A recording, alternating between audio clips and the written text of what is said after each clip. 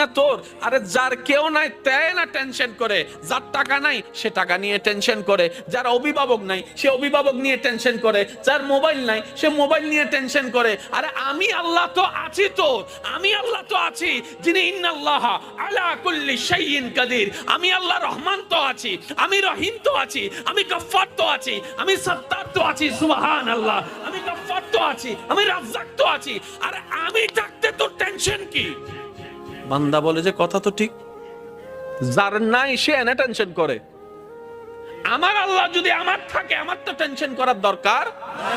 তার মানে আমি এতদিন টেনশন করেছি, আসলে আমি আমার আল্লাহকে রাখতে জানি নাই। আমি আমার আল্লাহকে রাখতে জানি, আমি আমার আল্লাহকে ধরে রাখার মতো ধরে রাখতে জানি নাই, যার কারণে তো টেনশন আমাকে স্পর্শ করেছে।